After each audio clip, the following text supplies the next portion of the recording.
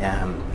Magandang umaga po sa bawat isa sa atin. Ito po si Brother Paulit Jose, pastor ng Jesus Christ Baptist Church. At welcome po sa ating medyo kakaibang worship service na online streaming.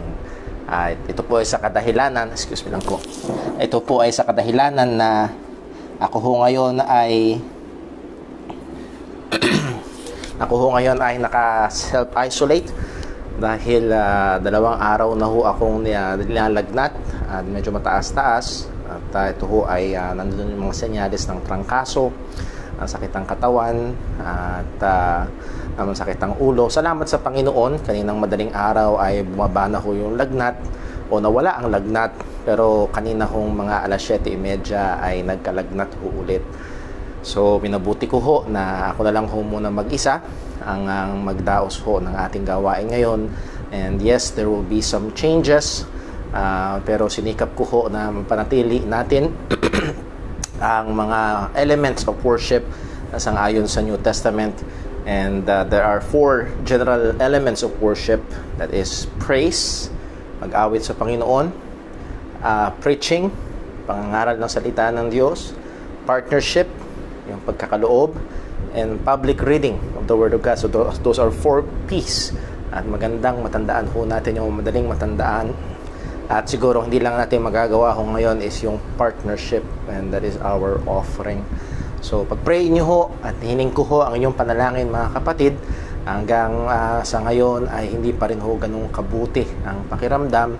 At baka ho higit sa malamang ay mamaya hong gabi ay wala ho tayong evening service. Ano po? At isa ho sa mga advice sa akin ay mag-ingat sapagkat mas mahirap kapag nabinat. Mas mainam na po, higit na mas mainam na po ang aking pakaramdam mula nung Friday, kahapon uminam, and then mas mainam ngayon, pero meron pa rin hong pasundot-sundot na lagnat, sakit ng ulo at sakit ng katawan. So pakisama ho sa panalangin at salamat ho, tayo magkakasama pa rin. Nevertheless, sisikapin pa rin nga ho natin magawa yung mga elemento na yon, that is, we will still have singing. Pero dahil sa setup ho ngayon ay hindi ko may present yung lyrics, but I have chosen some songs na I know na familiar ho sa inyo ang lyrics. One is All Hail the Power of Jesus' Name. That's a very, very wonderful song na talagang nakafocus sa ating Panginoong Hesukristo, and that's what we want every time we have our worship service. We come together to remember and to celebrate His resurrection. So pag-pray ho natin at aawitin natin yon, and then aawitin din ho natin ang glory to His name. Sinasabi ko ngayon para magsimula na hong magsimula na hong register sa inyong mga isip ang lyrics, or if you are a bit tech savvy, ay pwede nang i-search yung lyrics, at pwede kung meron kayong additional cellphone, pwede nang i-search yung lyrics ng mga awit na ito para ho kayo ay makasabay. Well, tayo ho ay dadako sa ating tawag sa pagsamba, at hiningin ko ho na tayo magkaroon ng sandali ng katahimikan upang tayo ho ay lumapit sa Panginoon at hingin ng kanyang tulong at gabay upang tayo ho ay magsisi, at ganoon din ay ihanda ang ating mga sarili sa pag-aalay ng ating pagsamba sa Panginoon. Manalangin po tayo.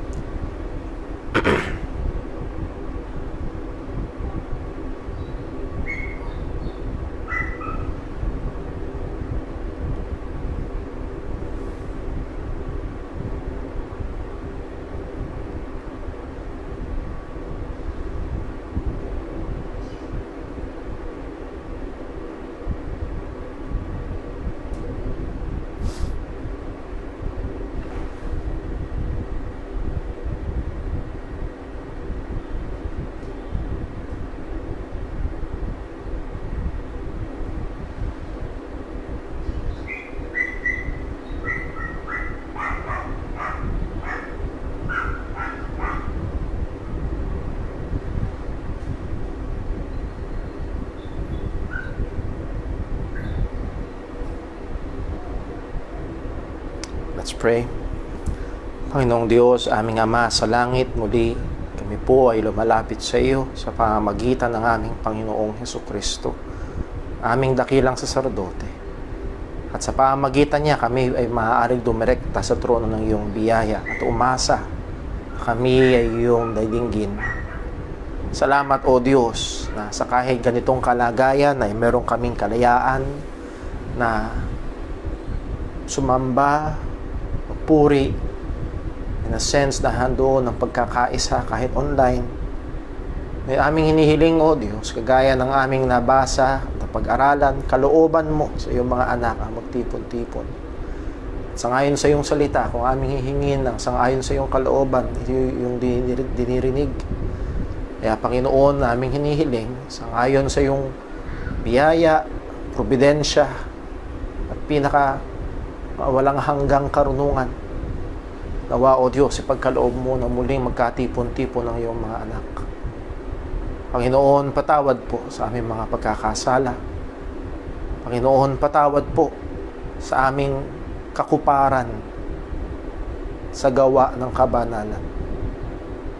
Patawad po sa mga pagkakataon na kami ay nagiging makasarili, mayabang.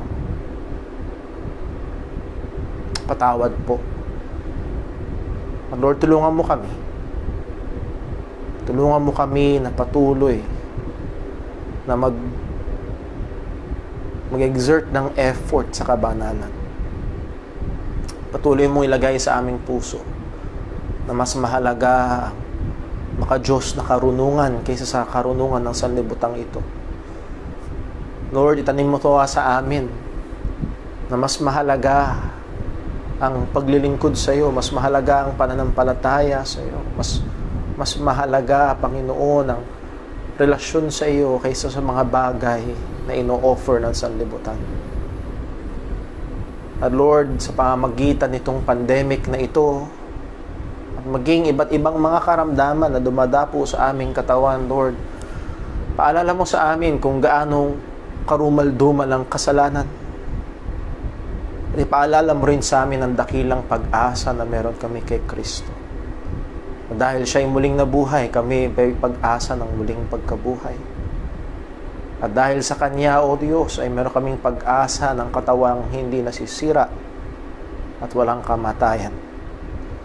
Dahil kay Kristo, meron kaming tiyak na kaligtasan. Salamat po, O Diyos. Nawa, Panginoon, ang aming pag-aalay ngayon, ang aming mga sarili, ang aming papuri ay maging mabangong sa iyong harapan. Paalala mo sa amin, O Diyos, na kasama ka namin, nakatunghay ka, maging sa aming mga kapatiran na sa mga bahay-bahay, at hindi lamang ang posisyon ng kanilang mga katawan ang iyong nakikita, kundi maging ang kalagayan ng mga puso. Walang natatago sa iyo, O Diyos. Paalala mo sa amin lagi ito. Salamat po, Panginoon. Salamat sa iyong kabutihan. Salamat po sa haba ng iyong pasensya. Salamat po at lalo't higit sa kaligtasan na meron kami dahil kay Kristo. Purihin ka. Dalangin namin ito sa pangalan ng aming Panginoong Jesus. Amen. Mga kapatid, gaya nung sabi ko kanina, aawit ho tayo, and we will just sing two songs, or one song, then we will have our Bible reading and then another song. At hindi ko mapapakita ngayon yung mga lyrics, but I have chosen familiar songs, and I hope kahit papano ay makasabay po tayo. Ilalagay ko yung mic malapit sa speaker ng laptop. Let me know sa comment kung mag-feedback ito. Susubukan kong ilayo ng kaunti. So, just let me know. Meron lang sana mag-type sa comment. So, let's sing first, All Hail the Power of Jesus' Name. Unahin po natin ito.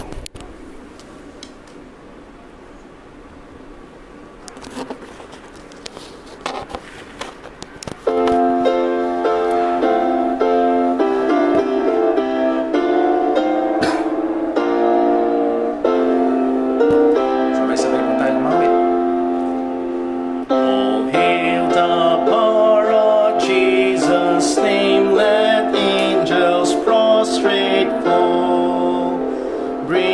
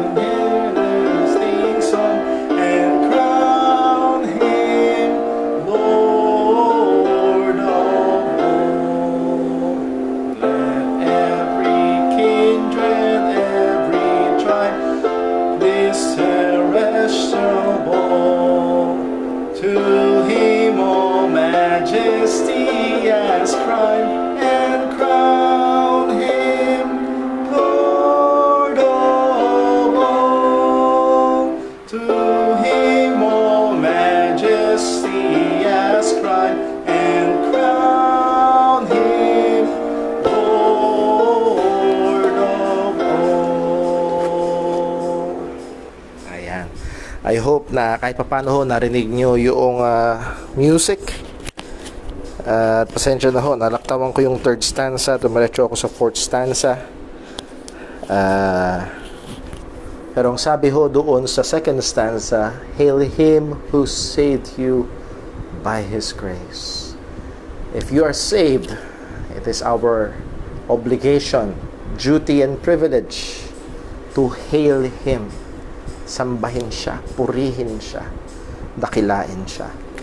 Well, let me invite you to open your Bibles please para ho sa ating Bible reading, sama-samang pagbasa ng salita ng Panginoon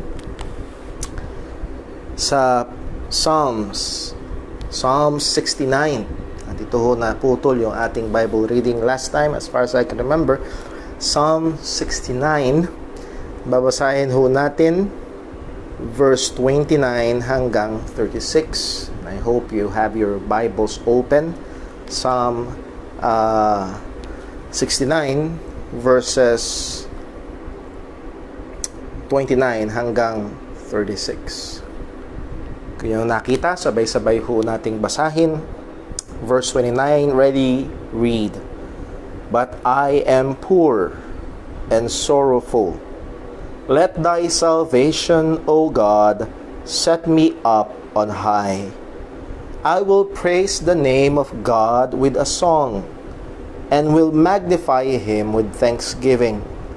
This also shall please the Lord better than an ox or bullock that hath horns and hoofs. The humble shall see this and be glad, and your heart shall live that seek God. For the Lord heareth the poor, and despiseth not his prisoners, Let the heaven and earth praise him, the seas and everything that moveth therein. For God will save Zion, and will build the cities of Judah, that they may dwell there and have it in possession. The seed also of his servants shall inherit it, and they that love his name shall dwell therein. Purihin po ang Diyos sa pagkabasa ng kanyang mga salita. Tayo po ay manalangin. Panginoong Diyos, muli, salamat po.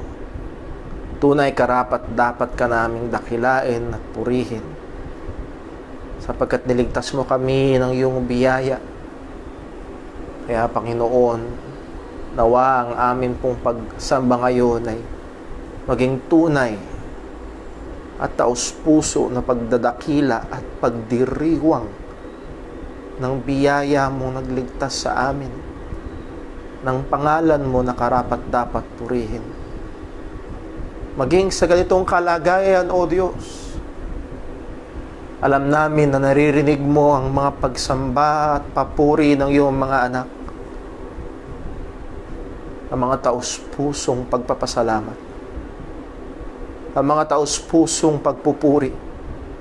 At sa ngayon sa aming nabasa ay higit pa sa mga pag-aalay ng maraming mga hayop, higit pa sa pagbibigay ng libu-libong offering, ay magbibigay lugod sa iyo ang taos-pusong pagpapasalamat at papuri. At nawa, Panginoon, masumpungan mo ito sa amin ngayon. Nawa, O Diyos, tunay ka naming mabigyang kaluguran.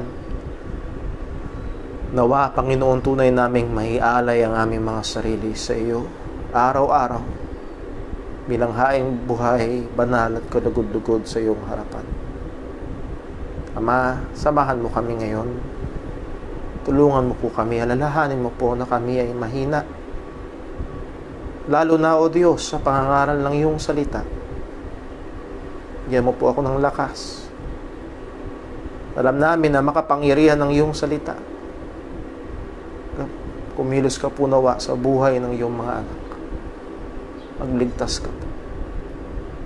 Ingatan mo po ang iyong iglesia sa dakong ito.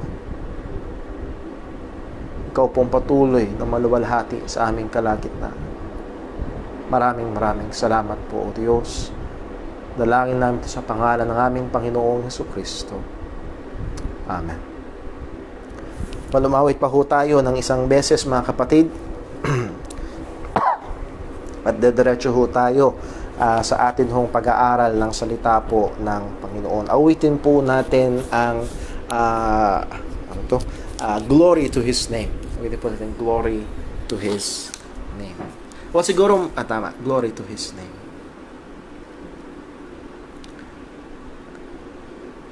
Mas magiging familiar ho siguro sa atin ng Amazing Grace. Pasensya na ho. Baguhin ko, Amazing Grace po ang ating awitin. Pasensya na po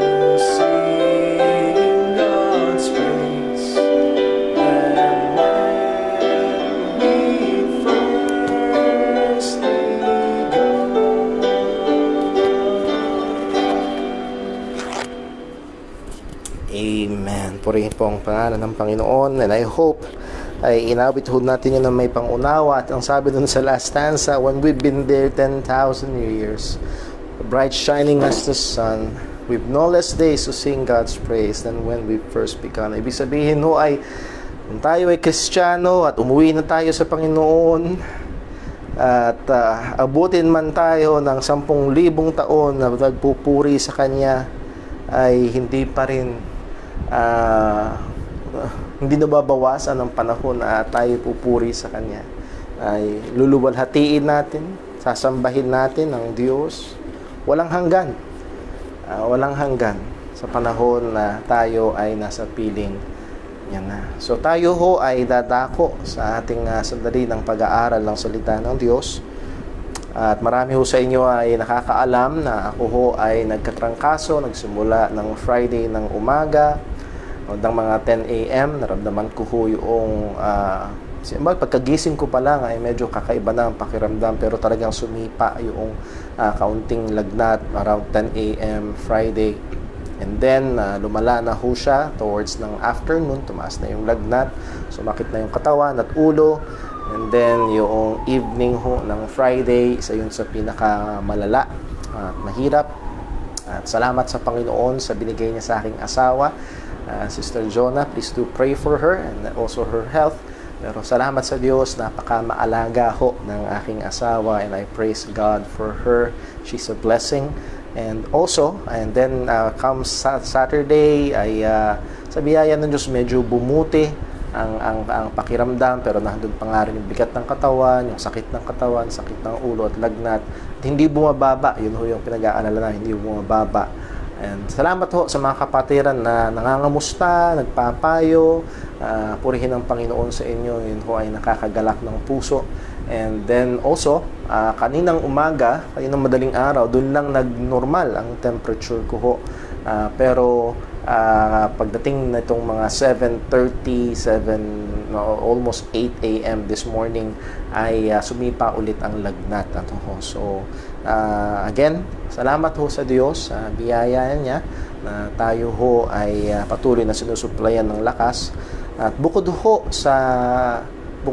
sa trangkaso, at ako ho ay naka-self-isolate ito ho sa isang kwarto, ay isa pa hong mas matindi, ay almost 5 months na, kung di nyo nabibilang, come next Sunday ay 5 months na ho tayong hindi nagtitipon sa kabuuan ng atin hong church. At kung yung napanood o kayo ho ay nakasama namin sa Time in the Word last Wednesday, and if you have not watched it, I would like to comment it to your list of things to be watched. Last Wednesday, pinagtininan natin yung kahalagahan that gathering together is really essential sa buhay ho ng mga Kristiyano. At isa ho sa mga punto natin doon ay gathering together for worship and fellowship is a God-ordained means of grace for edifying and preserving His saints. Dual purpose ang gathering together. Kaya ito'y napakahalaga. It is for edifying, sa pagpapalago ng mga Kristiyano, and preserving, pag-iingat sa kanyang mga anak. Yes, ang Diyos ang nag-iingat sa atin, pero isa sa mga means na ginagamit niya para ingatan tayo, para panatilihin tayo, ay ang mga kapatiran, specifically sa pag-gather natin bilang isang iglesia. Isa sa mga talata, if we may open, or let me invite you to open your Bibles doon. Pero hindi ito yung ating pagkaaralan, for us just to be reminded of the importance. And let us be in prayer na talagang soon as possible ay tayo ay makapagtipon-tipon na bilang isang iglesia. Sa Hebrews chapter 3 and verse number 12, na there is this caution, pag-iingat na sinabi ho ng writer ng Hebrews chapter 3 verse 12. Ang sabi niya ay ito: take heed, ibig sabihin mag-ingat kayo, maging mapagbantay kayo mga kapatid. Take heed, brethren, lest there be in any of you an evil heart of unbelief.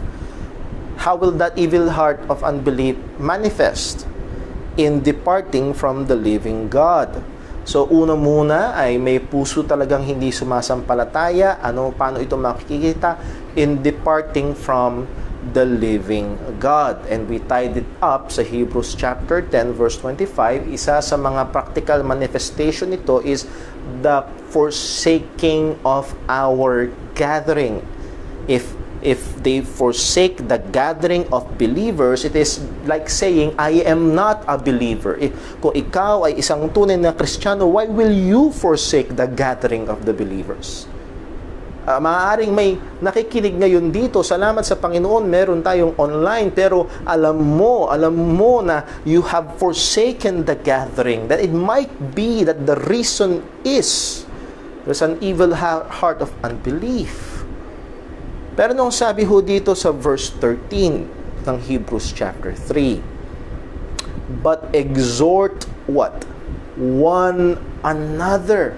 So there is that importance of having contact with one another. Yes, salamat sa Diyos sa technology na meron tayo. Kagaya ngayon, live stream. It would be impossible to do this 10 years ago. Napakahirap. At sa panahon na ito ng pandemya, ito ay malaking tulong sa atin. But this is no substitute for the gathering together of the believers. Pero anong sabi? But exhort one another daily while it is called today, lest any of you be hardened through the deceitfulness of sin. So, meron pwedeng madaya ng katusuhan ng kasalanan. At isa sa mga susi or isa sa mga pang-deterrent nito ay that we, what? Exhort one another. At kasama doon yung we should be gathering together so that we see one another. At again, sa technology na meron tayo, it will be easier, one another daily. Pero ang gusto ko makita ho natin is that essential nature of our gathering together. Hindi lang ito tradition. God so designed the Christian life to be lived in the community of believers. Yun ang disenyo ng Diyos sa buhay Kristiyano, ibuhay sa gitna ng komunidad kasama ng mga mananampalataya. So there is, because of this, ilan ito sa mga meditation ko ng mga nakaraang araw, there is this concern na meron ako bilang pastor, na baka mamaya, because almost 5 months na tayong hindi nakakapagtipon-tipon, baka mamaya, ang sabi sa Hebrews chapter 12, lest there be in any of you. Baka mamaya, ito ang concern ko bilang pastor, baka mamaya meron sa atin, sa church natin, is being, sabi sa verse 13, because we are not able to gather together, very limited yung ating conversation sa isa't isa, hindi nakakamusta ang isa't isa, we are lacking in our exhorting one another. It is my concern na maaaring meron na hardened yung puso because of the deceitfulness of sin. And again, that is worrisome. Nakakapag-alala bilang manggagawa. So muli mga kapatid, maganda na tayo ho ay magpaalalahanan. Dapat na tayo ay magpaalalahanan. Pero sa gitna ng pandemyang ito, sa gitna ng iba't ibang problema, sa atin hong ilang mga kapatiran, hindi lang pandemya ang problema. May iba pang karamdaman silang dala-dala. Andyan si Brother Dave, andyan si Sister Jean, at ang iba pa. As far as I know, bukas manganganak si Sister Rain Sausa. Let us be praying for them. So, may iba't ibang kondisyon, may iba't ibang sitwasyon ng bawat isa ho sa atin aside from this pandemic. How are we to face this? Saan tayo kukuha ng lakas? Or, much better, saan tayo kukuha ng pag-asa o ng kumpiyansa na harapin ang lahat ng mga bagay na ito? Well, ngayong umaga, ang ating pinakabibigyan pansin talaga ay manggagaling sa Philippians chapter 1. And ang atin hong magiging pag-aaral is confidence upon our God who began a good work.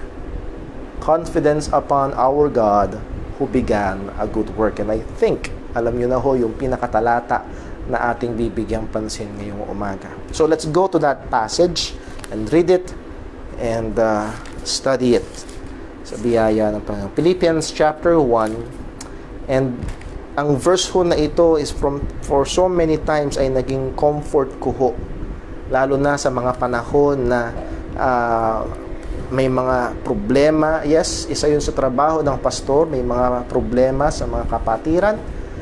Isa ho ito sa mga verse ko na kumbaga ito yung nasasandalan ko kapag minsan hindi mo na alam kung anong gagawin at ayaw gawin ng mananampalataya yung tama. Nevertheless, ito ho yung sinasabi ho ng salita ng Diyos. So basahin ho natin Philippians chapter 1 verses 3 to verse number 6. Philippians chapter 1 verses 3 to 6.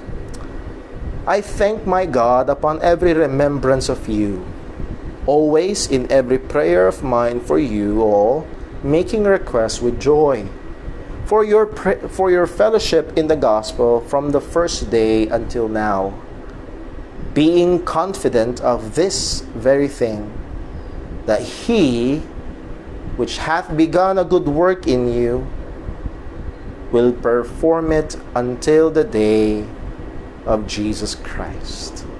O pagpalain po ng Diyos sa pagkabasa ng kanyang mga salita. Muli ho tayong manalangin. Panginoong Diyos, muli sa iyo kami ay lumalapit. Humihingi ng habag. Tulungan mo po kami sa aming pagbubukas ng iyong salita, sa aming pag-aaral.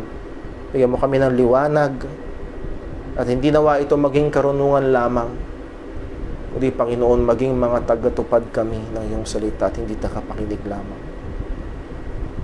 Nawa ito'y patuloy na magbago sa amin. Nawa ito'y magtulak sa amin na gumawa ng mga hakbang sa aming mga buhay sa lalo naming ikakaayon sa iyong kalooban at ikakawangis sa aming Panginoong Hesukristo. Tulungan mo kami, O Diyos, samahan mo kami. Sa pangalan ni Jesus na pong aming dalangin. Amen. Well, siguro ho ay sa atin ho mga nakaraang pag-aaral, kahit papano ay natatandaan niyo ho ang background ng Book of Philippians. Ang sumulat ho ng Book of Philippians ay walang iba kung hindi si Apostol Pablo. At nasan si Apostol Pablo nung sinulat niya ito? Siya ay nasa isang Roman prison. Nakulong siya dahil sa pangangaral ng salita ng Panginoon. Pero sa kabila ng ito ay ang Book of Philippians ay kilala sa pagiging the letter of joy or the book of joy. The word joy can be found in this book 6 times. The word rejoice 8 times in 4 chapters. So, kakaiba. Siguro ang inaasahan mo sa isang sulat mula sa isang taong nakakulong ay nagrereklamo. Siguro ang inaasahan mo sa isang taong na sumulat mula sa kulungan ay naahandoon yung kanyang pagbubulalas ng kanyang mga hinaing. Pero narito si Apostol Pablo ay ini-encourage niya pa ang mga Kristiyano, rejoice, rejoice. At tingin ko ho dito sa ating mga talatang binasa ay makikita ho natin ang isa sa mga dahilan o maaari kong sabihin pangunahing dahilan kung bakit merong paring pagre-rejoice si Apostol Pablo. Pwede kong i-apply sa akin at paano nyo i-apply sa inyong mga sarili bilang isang pastor na hindi tayo ngayon, pastor ng church na hindi nakakapag-gather together. Isang pastor ng church na ngayon na may trangkaso at naka-isolate sa isang kwarto. Paano? Pero I know this fall far short sa kalagayan ho ni Apostol Pablo na siya ay nasa kulungan, pero yun na nga ang punto. Mas malalim ang kanyang kalagayan, mas mahirap ang kanyang kalagayan, pero meron pa rin siyang balon na pinagkukuhanan ng hindi natutuyong kagalakan. At again, sa verse 6, tingin ko makikita natin ang isa sa mga balon ni Apostol Pablo na pinagkukuhanan niya, pinagsasalukan niya ng tuloy-tuloy na kagalakan. 3 punto ho ang ating pag-aaralan ngayong umaga. Una, confidence upon God. And these are all coming from the text itself. Confidence upon God. And then pangalawa, confidence upon God who began a good work. Then pangatlo, confidence upon God who began a good work and will perform it. So I think it's very plain. It's in the text. At nawa ito ho ay mas maunawaan pa natin sa atin hong pag-aaral. So point number 1, tingnan po natin, confidence upon God. Sabi ho ni Apostol Pablo, being confident of this very thing. Saan siya saan nakasalalay yung kumpiyansa ni Apostol Pablo? Alam ho natin, binasa natin kanina, ang sabi niya, I thank my God upon every remembrance of you always, in every prayer of mine for you all, making request with joy for your fellowship in the gospel from the first day until now. So, binibigyan niya, ina-appreciate niya itong katapatan ng mga Kristiyano sa Philippi, ina-appreciate niya yung maging yung pagsuporta nila, yung kanyang sinabing fellowship, that is another word of their partnership, that is their support, maaari at higit sa malamang financial support sa kanyang pagmimisyon ni Apostol Pablo from the gospel to this first day until now. So nasan yung kanyang kumpiyansa? Nahandun ba sa mga tao? Nahandun ba sa mga taga-Philippi? Well, napaka-faithful nila. Alam ko magtutuloy-tuloy sila. Nakatingin ba si Pablo sa mga taong ito? Well, no. Galing doon sa verse 3, I thank my God. Nagpapasalamat siya sa Diyos. And then sa verse 6, being confident of this very thing, that He, and that is God, which began a good work in you. So ano ho ang punto? The foundation of the basis of Paul's unshakable joy and hope is God Himself. Ang pundasyon, ang angkla, ang pinanggagalingan ng hindi natitinag na kagalakan at pag-asa at kumpiyansa ng apostol na ito ay walang iba kung hindi ang Diyos. Ang Diyos na pinakamakapangyarihan sa lahat, ang Diyos na alam ang lahat, na ang Diyos na sa lahat ng dako, ang Diyos ng Biblia na gumawa ng lahat ng bagay, ang Diyos na nagkikip ng kanyang mga pangako, ng kanyang covenant. At ang sabi pa ni Apostol Pablo sa Ephesians 3 verse 20, ito ang Diyos na nakakagawa. He is able to do exceeding abundantly above. Can you imagine those adjectives filed upon one another ni Apostol Pablo? This God whom we trust, ang Diyos na ito, ang sabi ni Apostol Pablo, is able to do exceeding abundantly above all that we ask or think, according to the power that worketh in us. So ang kumpiyansa ni Apostol Pablo ay wala sa kanyang sarili. Ang kumpiyansa ni Apostol Pablo ay wala sa mga Kristiyano sa Philippi. Do ina-appreciate niya sila. Do nagmi-minister siya sa kanila. Ang kumpiyansa ni Apostol Pablo, Paul's confidence is in God at hindi sa kanyang sarili. Hindi sa kanya, hindi sa kanyang karunungan, hindi sa kanyang mga technique, hindi sa kanyang leadership or organizational skills, maging sa loob ng kulungan, ang gawain ng Diyos, ang iglesia ng ating Panginoong Kristo ay patuloy na uusad, patuloy na lalago, sapagkat ito ay nakadepende sa Diyos at kay Kristo na patuloy na nagdadagdag o nagpapatibay at nagpapalago dito. Salamat sa Diyos. Salamat sa Diyos na iglesia ng ating Panginoong Kristo ay hindi nakadepende sa tao. Alam ho natin kung gaano kabulay ang tao. Alam natin kung gaano karupok ang tao. The best, sabi nga ni Alistair Begg, the best men are men at best. Think of all the best men in the Bible. Think of King David. Think of Moses. All of them have what? Lahat sila ay merong mga pagkukulang, lahat sila ay merong mga pagkakamali, lahat sila ay merong karupukan. Paano na lang kung nakadepende ang gawain ng Diyos sa mga taong mahihinang kagaya ho natin? Salamat sa Diyos, gumagamit siya ng mga taong kagaya natin, pero wag tayong magkakamali. Ang gawain ng Diyos ay hindi nakadepende sa atin. Mawala man si Brother Paul bukas, uusad pa rin ang iglesia ng ating Panginoong Hesukristo. Mawala man sino man bukas. That's what I'm saying. Hindi nakadepende sa tao ang iglesia ng ating Panginoong Hesukristo. And we can rejoice in that. This is His church. And He said, I will build. And He is continuing in building His church. Patuloy siya na nagdadagdag sa kanyang iglesia. Patuloy niyang pinalalago ang mga mananampalataya sa kanyang iglesia. At nahandoon ang ating kumpiyansa. So, walang tao ang maaaring magyabang. Walang tao ang maaaring maging big shot. As to say na pag siya'y wala na, ang iglesia ng Panginoon ay mawawala o hindi ito lalago.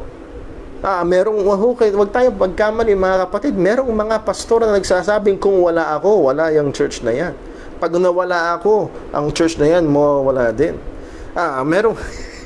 Merong pastor politician na nagsabi na nakadepende sa leadership ang paglago ng church at hindi sa Diyos. It came out from his own mouth. And that is pride. Pride. No, malinaw ang sabi ng salita ng Panginoon. Sabi ni Apostol Pablo sa 1 Corinthians chapter 3 verse 5, Who then is Paul? Who then is Apollos? But ministers. At minsan nawawala yung dating ng word na ministers kasi pinabango na natin ito. Ang ibig sabihin ng word na minister is servant. Sino si Pablo? Sino si Apollos? Kami ay mga alipin, mga lingkod. O mga kapatid, hindi ito nakadepende sa mga lingkod. Ang sabi ni Pablo, who then is Paul, who is Apollos, but ministers by whom we believe, even as the Lord gave to every man. At sino? Kung marami mang naligtas sa ministry ni Apostol Pablo o sa ministry ni Apollos, sino nagbigay? Ang Diyos. I have planted, Apollos watered, but God gave the increase. Na maaaring merong matukso na magsabing, Brother Paul, nag-labor ako. Talagang nilaan ko yung sarili ko, dugot, pawis, pinuhunan ko para sa church na ito. Talagang pinangunahan ko, talagang ginamitan ko ng karunungan ko, kaya nagkaganyan-ganyan. Kaya talagang nasa leadership, talagang... anong sabi ni Apostol Pablo mismo sa chapter 15 verse 10 ng 1 Corinthians? But by the grace of God, I am what I am, and His grace which was bestowed upon me was not in vain, but I labored more abundantly than they all. Did he labor? Yes, at hindi siya nagyayabang when he said abundantly above all. Pero ang sabi niya pa rin, but yet not I, but the grace of God which was with me. O mga kapatid, our confidence should be upon God. Now, warning lang, a caution pala, babala. I'm not promoting a Juan Tamad lifestyle of ministry or buhay Kristiyano na just leave it to God or let God and let go. No. As we've read, si Apostol Pablo ay nagpagal at yung kanyang pagpapagal, yung kanyang paglilabor ay nakadepende sa biyaya ng Diyos. So we must be laboring. Anumang ministry na ibinigay sa iyo ng Panginoon, kailangan kang tumutok doon pag inamin mo yun. Magpakabihasa ka doon at patuloy mong gamitin sa kapurihan ng Panginoon sa pagministeryo sa mga kapatiran. Pero we must be constantly aware, consciously aware that ultimately it is dependent upon God and not us. Walang taong makapagsasabi, ay kaya lumago yung church na yan kasi. No. Hindi yun uubra sa harapan ng Diyos. Brethren, we must put our confidence in God. Hindi sa pera na meron tayo, hindi sa talento na meron tayo, hindi sa edukasyon na meron tayo, kung hindi sa Diyos na meron tayo. Nandun ang ating kumpiyansa. Ang sabi ng Proverbs 21 verse 31, the horse is prepared against the day of battle. So, prepare the horse. Do your job. Labor. Pero ang sabi ng salita ng but safety is of the Lord, not of the horse. So, tiwala natin ay nasa Panginoon. Psalm 118 verse 8, it is better to trust in the Lord than to put confidence in man. Paalala ho ni Apostol Pablo sa mga Kristiyanong mayayaman. Yes, hindi maraming mayaman, pero meron mga Kristiyanong mayayaman. Pero ang paalala ni Apostol Pablo sa 1 Timothy chapter 6 verse 17, charge them that are rich in this world, that is rich Christians in this world, that they be not high-minded, nor trust in uncertain riches, but in the living God, who giveth us richly all things to enjoy. So not to trust the riches of this world. Nandun yung tukso na magkaroon ng kumpiyansa. May pera naman ako. Or, yung iba, maaaring hindi pera. May talento naman ako. Kaya ko ito. Mahusay ako magturo. Mahusay ako mangaral. And nandun yung danger. Me, as a preacher, ay minsan nandun yung danger na maaari mag-rely doon sa ability and not on God. We must be consciously always aware na tayo ay nakadepende sa Panginoon. The hope of our church is not based upon programs, music, gifted members, budget, or the pastor. The hope of the church is upon God. Now, hindi lang sa church. Even in your own family. Walang pamilyang walang problema. At mayroong mga problema na hindi madaling ayusin. Alam ko ho, for a fact, mayroong mga magulang ngayon na iniiyak sa Panginoon ang inyong anak. Alam ko ho, for a fact, mayroong mga anak ngayon na iniiyak sa Panginoon ang inyong mga magulang. Our confidence should not be upon us, but upon God. Well, that will lead us to point number 2. Confidence upon God who began a good work. Confidence upon God who began a good work. Ang sabi, Philippians 1:6, being confident of this very thing, that He which began a good work in you. So, siya, which itong pronoun na He, ang Diyos na nagsimula ng mabuting gawa. Well, itong word na began sa Greek ay enerkomai. Enerkomai. Nang ibig sabihin ito is to commence. Pagsisimula. At sa New Testament, ginamit lang ito sa 2 verses, which is here in Philippians 1:6 and another verse in Galatians 3 verse 3. At ang sabi sa Galatians 3 verse 3, are you so foolish, having begun enerkomai in the Spirit, are ye now made perfect by the flesh? In both verses, ang context is about salvation. So, ang sinasabi ho dito, in short, Paul is saying that God who began the good work of salvation in the lives of the believer. Ang Diyos na nagsimula ng mabuting gawa sa buhay ng mga mananampalataya. And let's go back for a moment sa buhay mismo ng church at Philippi. Saan ba nagsimula? Paano ba nagsimula ang church at Philippi? At sino ba yung mga unang convert dito sa lugar ng Philippi? We can go to the book of Acts. Acts chapter 16. Simulan natin sa verse 12. Acts chapter 16, verse 12. Ang sabi, and from thence to Philippi. So, galing sila sa Neapolis, verse 11, and from Neapolis to Philippi, which is the chief city of that part of Macedonia. Remember, Macedonia is a region at ang Philippi is one of the chief city of Macedonia. So, ang sabi ng salita ng Diyos, they went to Philippi, which is a chief city of that part of Macedonia and a colony, and were in that city abiding certain days.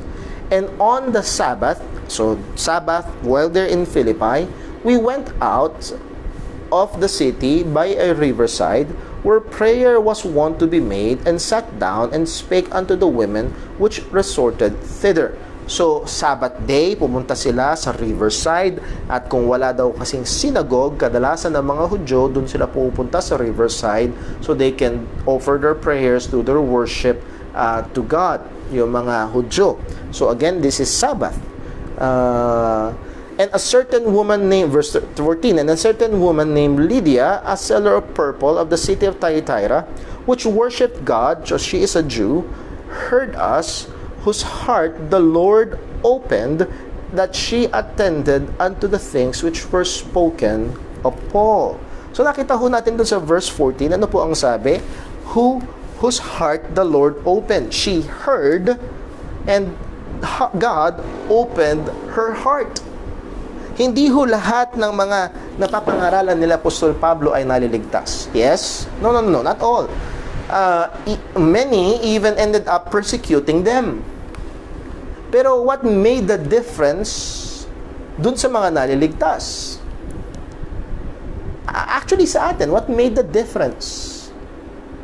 Bakit yung iba nakarinig ang parehong pangangaral, pero hindi sila sumasampalataya? What made the difference? Are we better people? Are we just more sensitive?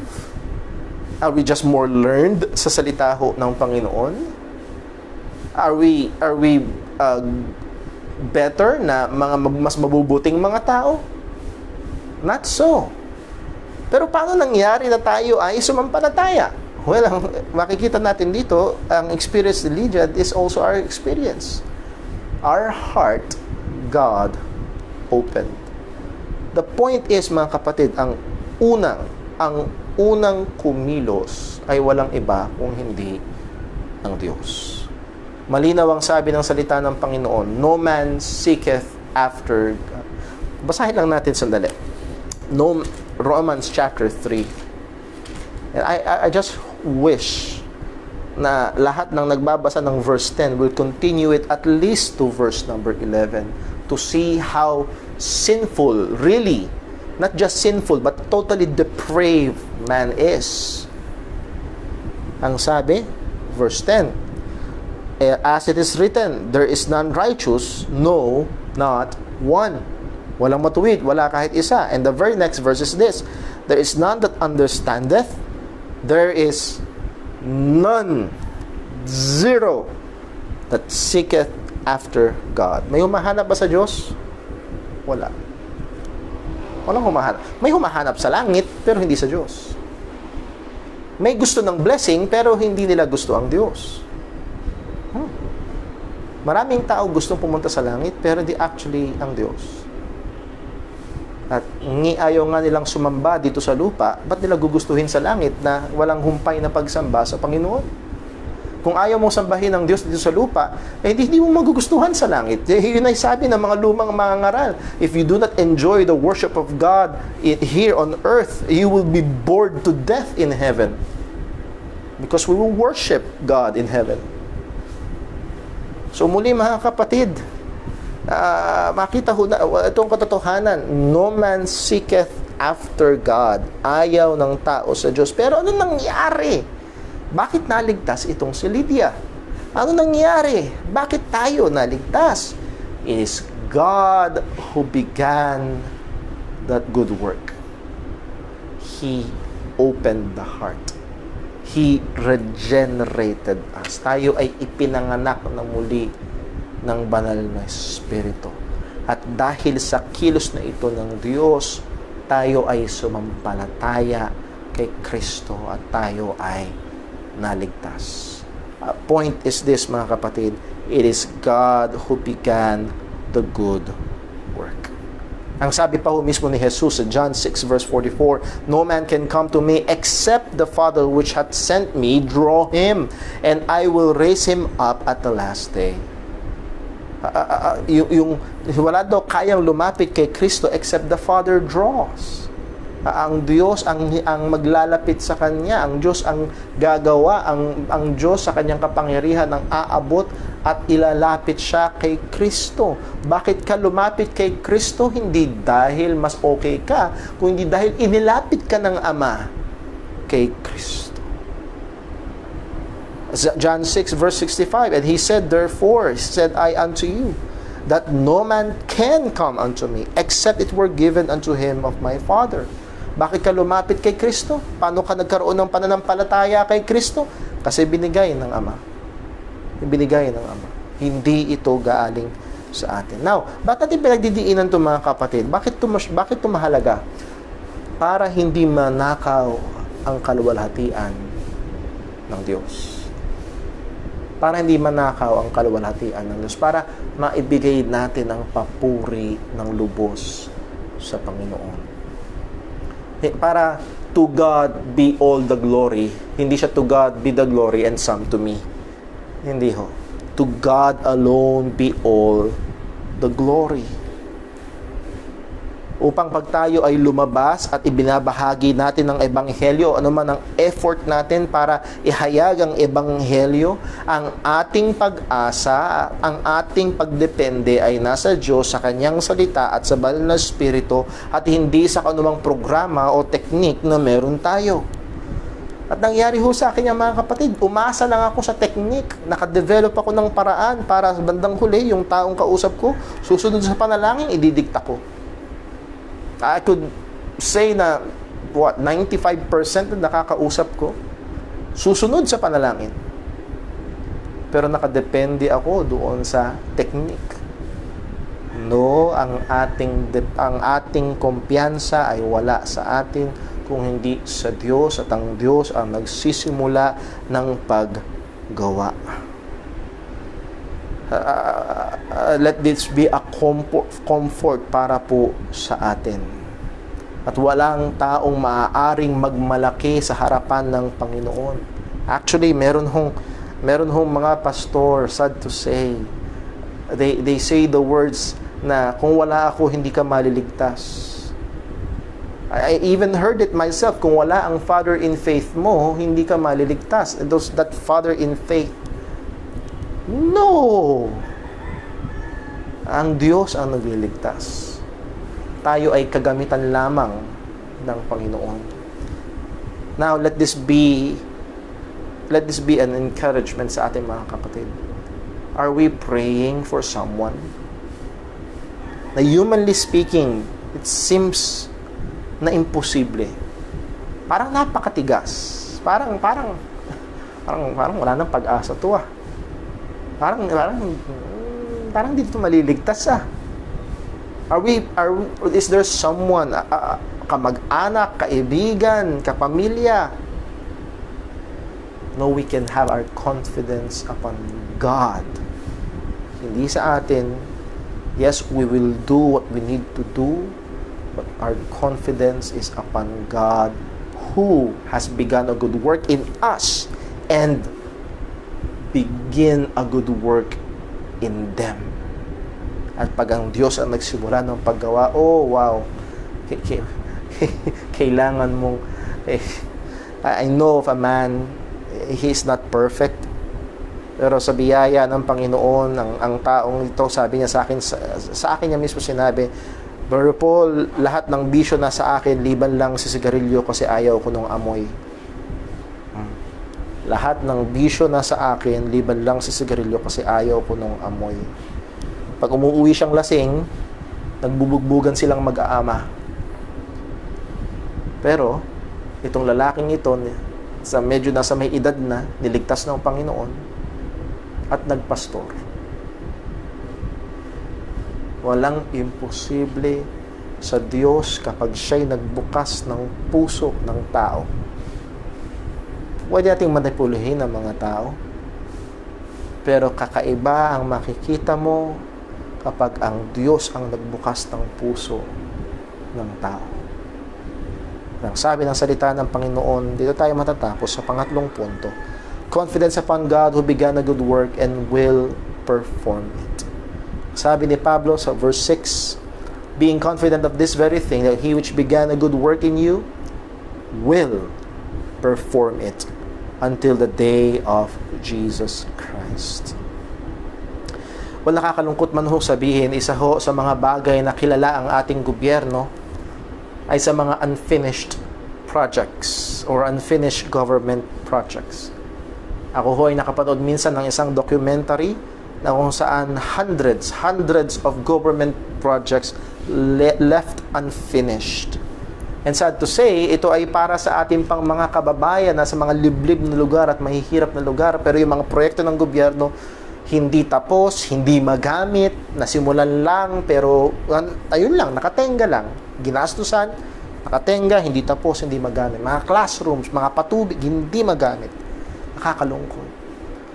That's sad. But we can rejoice sapagkat ang ating Diyos ay hindi katulad ng ating gobyerno. Ang ating Diyos, kapag sinimulan niya ito, ang sabi ng salita ng Panginoon, He will perform it. That word perform, epiteleo sa Greek, it means to accomplish, to fulfill, to finish. He who began a good work in you will complete it. Now, let me give two thoughts. One, meaning you are not complete yet. We are not complete yet. May makikita pa rin tayong kulang. May makikita pa rin tayong pagkakamali. So let me encourage you, kapatid. Yes, may makikita ka pa rin kulang at pagkakamali, nadadapa, nang hihina, hindi pa tapos ang Panginoon sa atin. And then pangalawa, ang Diyos ay patuloy na gagawa at tatapusin. Hindi tayo tatos, ang Diyos ay patuloy na gumagawa. Our sanctification, that is our conformity to the image of Christ, ang tawag na sa theologian is progressive. Progressive sanctification. Na tayo ay patuloy na hinuhubog ng Panginoon at iba't ibang mga bagay ang ginagamit niya para hubugin tayo at nuhubog niya tayo sa wangis ng ating Panginoong Hesukristo. At ang sabi ho dito ay ni Apostol Pablo, until the day of Jesus Christ. Oh yes, bago ho yun. Yes, may mga time na maaaring hindi natin ito ma-feel, maaaring may mga panahon na slow ang progress, pero take note, God will accomplish it and God is working. And let me take this time para hamunin ang bawat isa nakikinig ngayon. Do you see God working in your life?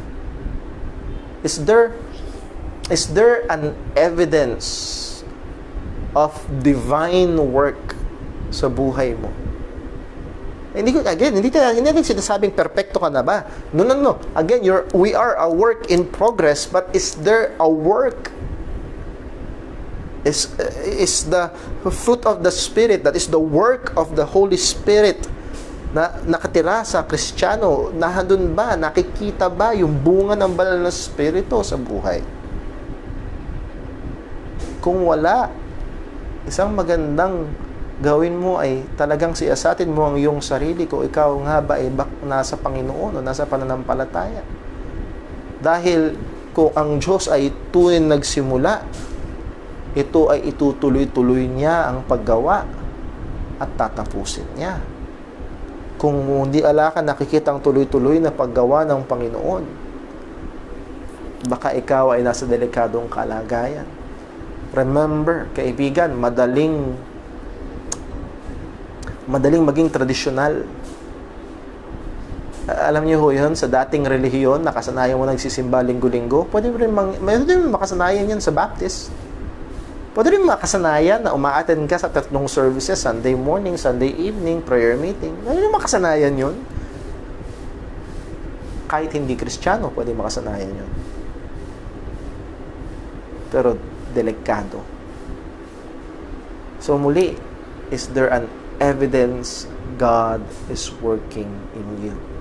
Conforming you to the image of Christ. And that is the final goal, to be conformed. Ang sabi ng Romans chapter 8 verse 29, for whom He did foreknew, He did also predestinate to be conformed to the image of His Son.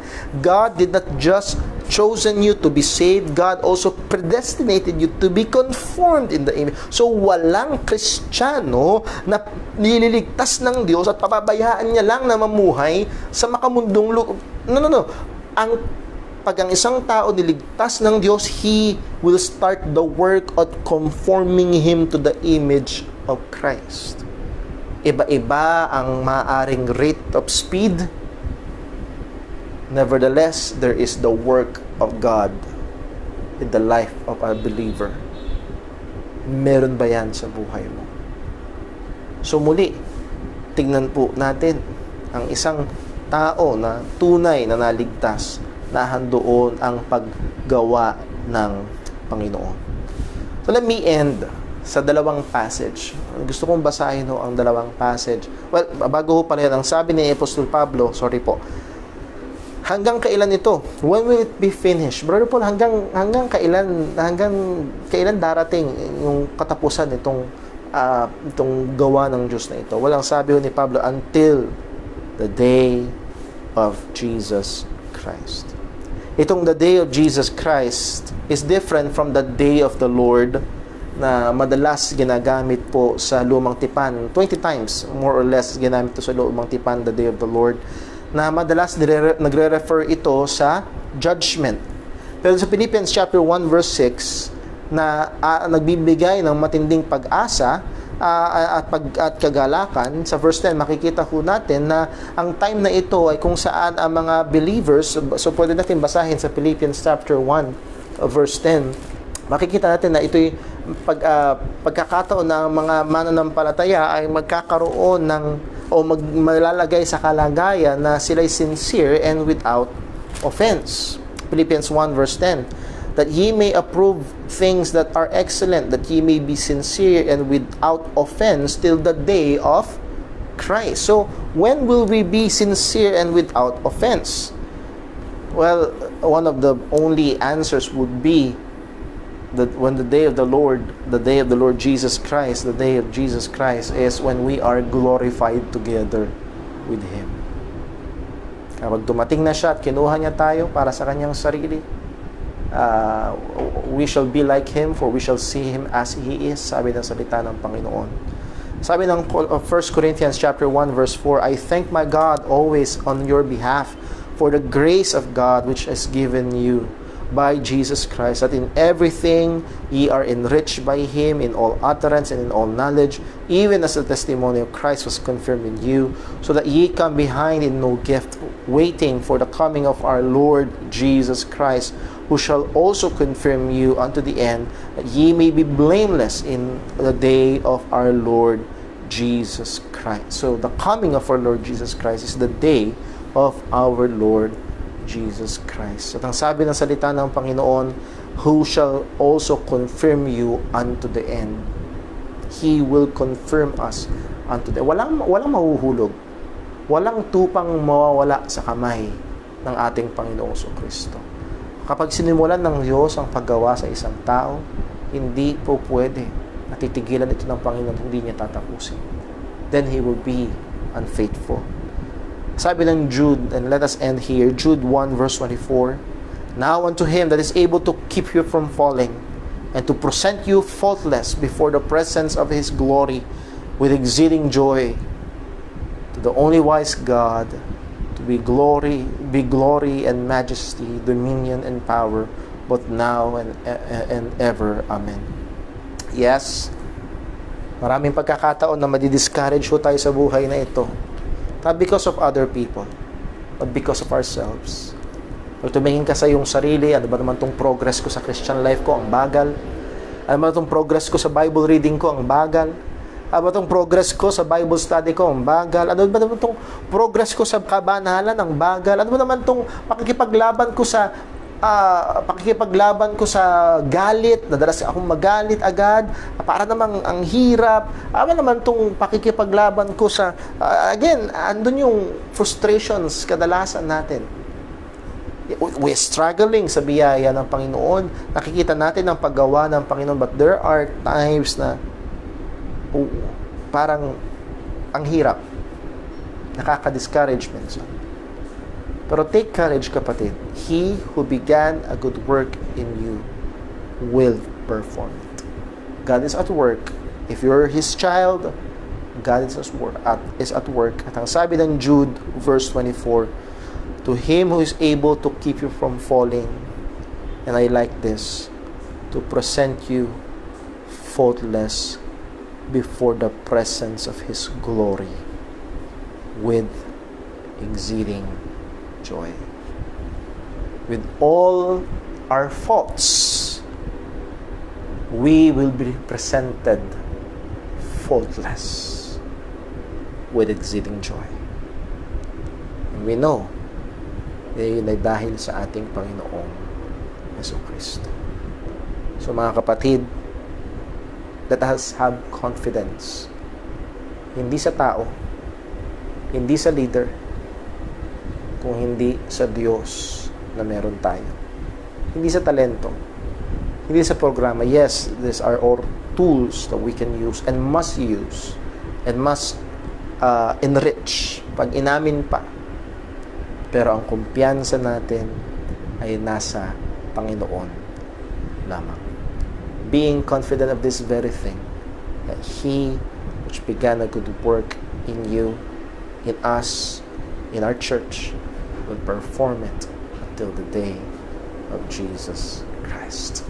Let's pray. Panginoon naming Diyos, aming Ama sa langit, salamat po. Salamat po sa iyong salita. Salamat po sa iyong mga paalala. Salamat po sa iyong mga pagsaway, pagtatama. Salamat po sa iyong mga katotohanan. Patawad po, O Diyos, kung paanong kaming mga tao na mahihina at marurupok, na handun pa ang pagkakataon na nagiging mayabang. Nakala namin, kaya namin. Nakala namin, nakadepende sa amin. O kung anumang meron kami. Patawad po. Panginoon, tulungan mo kami. Anumang problema, anumang sitwasyon na aming kinalalagyan o kinaharap, ay patuloy na tumiwala sa iyo. Panginoon, alam namin na bago pa lumabas ang virus na ito, alam mo po, darating ang panahon na nahihirapan ang iyong mga iglesia na magtipon-tipon. At sa ibang lugar, nahandun pa ang persecution. Nevertheless, O Diyos, alam namin na ikaw na nagsimula ng mabuting gawa ay tatapusin mo ito. Panginoon, aming hiling, mahabag ka po sa amin. Tulungan mo po kami na maging matapat, matapang sa iyong katotohanan, maging sa mga gantong kapanahon. Lord, ang aming mga kapatiran na may iba't ibang mga kabigatan, problema sa kanilang mga anak, sa kanilang karamdaman, sa kanilang mga magulang, mahal sa buhay, kaibigan. Panginoon, tulungan mo kami na mamahinga sa iyo. Tulungan mo kami na tumiwala sa iyo. Muli, ikaw pong patuloy na maluwalhati sa amin. Matawad po sa aming mga pagkukulang at pagkakasala. Lord, akin din pong hinihiling. Meron man po na nakapakinig ngayon na alam niya na hindi pa siya ligtas. Alam niya na wala ang pagkilos mo sa kanyang buhay. Alam niya na ang kanyang pag-church ay panlabas lang at sa puso niya ay walang pagnanasa sa iyo at pagmamahal sa iyo. Mahabag ka po, O Diyos. Mahabag ka po. Pakita mo ang katotohanan na siya'y patungo sa impyerno. Buksan mo ang kanyang puso. Iligtas mo siya. Ikaw po ang magligtas, O Panginoon. At ikaw pong patuloy na gumawa sa buhay ng iyong mga anak. Salamat po sa katotohanan ito. Dalangin natin sa pangalan ng aming Panginoong Jesucristo. Amen. Salamat po mga kapatid. At kumawit pa ho tayo ng isang awitin bago ho tayo magtapos. And let's sing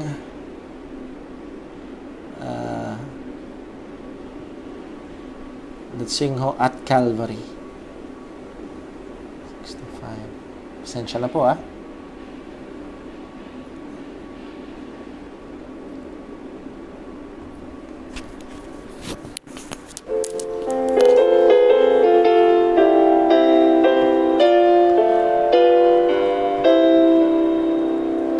Years I spent in vanity and pride, hearing that my Lord was crucified.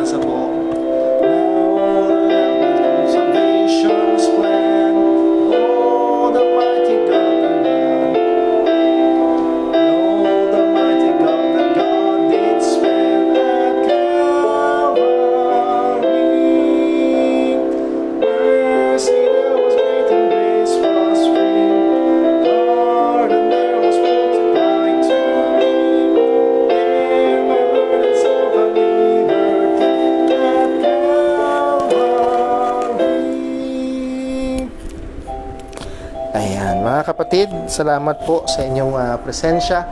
And again, kaiba ho ang ating kalagayan ngayon. Please do pray still for me. Makarecover po agad. At mamaya hong gabi ay laho muna tayong Sunday evening service. We'll try to focus to recover. At meron hong mga nagpahay sa akin na nandun yung delikadong pagkabinat sa ganitong kalagayan po. So sa ngayon ay wala ho muna tayong Sunday evening na gawain. At nawa, patuloy ho tayo magtapat sa Panginoon. Patuloy tayo maging masipag sa ating personal na pagbabasa, pag-aaral, pagbubulay-bulay ng salita ng Diyos. I would like to encourage again ang mga magulang na tulungan niyo ho ang inyong mga anak na maging productive ang kanilang mga pang-araw-araw. Give them reading assignments. It will be helpful at makakatulong sa kanila na patuloy na mag-develop. Again, God bless po. I love you all. I miss you all. And may God use us all for His glory. Bye po.